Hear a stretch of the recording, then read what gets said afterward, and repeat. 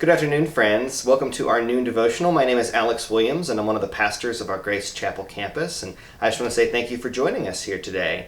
The thing I want to talk to you about today, if you can't tell, is sports. I am a huge sports fan, like I know many of you are, and if there's one thing that I am missing more than a lot of others during this time of pandemic and shutdown is the loss of sports, especially because I'm a huge basketball fan, I'm a huge hockey fan. Emma and I lived in Chicago for a long time, and so we were fans of the Cubs and the Bulls and the Blackhawks, and we were there when the Blackhawks won the Stanley Cup twice, and it was just such a huge, momentous occasion to see the city just kind of light up with that. And because all the sports, all the professional sports shut down, we missed March Madness, we missed the playoffs for in the NBA and for the NHL, and we just, have missed all of these key moments. Spring baseball didn't start, and now we're even worried about what the football season is going to look like. And I know in the grand scheme of things, when we're talking about a global pandemic and the loss of life and the, crushing blow that our economy is taking and record unemployment, sports is absolutely, though it's interconnected to some of those things, I don't want to downplay that.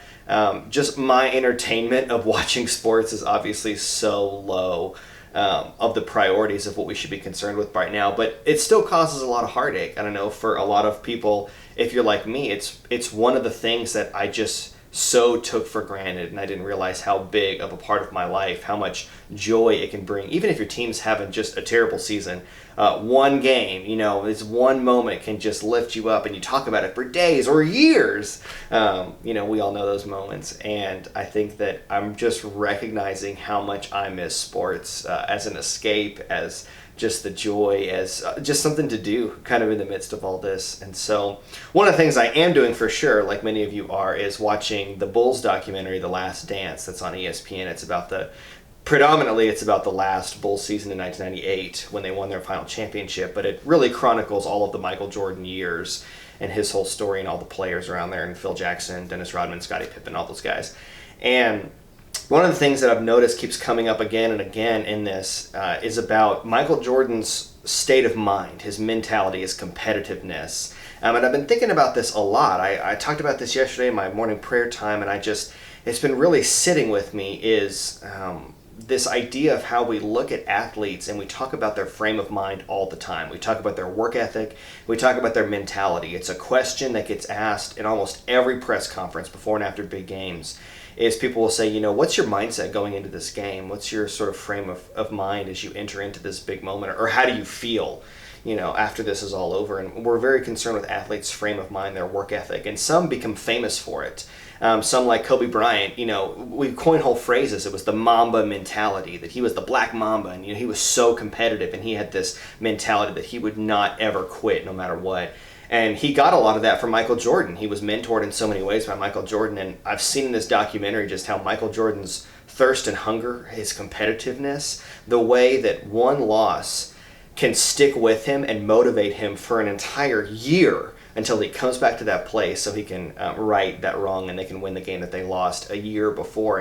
And just how he can take all of that and he can create this frame of mind that lets him turn that loss, that mistake, that negativity into something that propels him forward into this growth. And a lot of that came from his father. He talks about how his dad, James Jordan, used to always tell him to try to find a way to turn negative into positive. It was a big part of his upbringing. A big part of his life was this friendship and relationship he had with his father. And that was one of the key lessons that he learned. And the more I thought about this idea of our mentality and the way you try to take something negative, pressure, a loss, a big setback, and try to turn it into something positive, I just kept thinking, this is the gospel story. This is what God asks us to do. God is in the business of redemption. God is in the business of finding hope. God is in the business of trying to help us get into the right mindset so that we can transform those negative situations so they don't overwhelm us and they don't overcome us. And it really reminded me of this scripture passage, one of the most famous passages in all of Scripture. It comes from Paul's letter to the church in Rome, and this is Romans 12.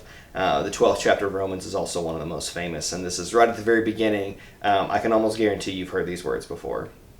I appeal to you, therefore, brothers and sisters, by the mercies of God, to present your bodies as a living sacrifice, holy and acceptable to God, which is your spiritual worship. Do not be conformed to this world, but be transformed by the renewing of your minds, so that you may discern what is the will of God, what is good and acceptable and perfect. Don't be conformed to this world, but be transformed. And to me, that's about a state of mind. That's about a mindset. That's a mentality. To not be conformed to this world. And we don't talk about mentality and mindset a lot outside of things like sports, because we don't sit in a press conference, right? I mean, I don't do a post-game interview after Sunday morning worship where I go talk to the media about how I felt that sermon went. That's even silly to think about.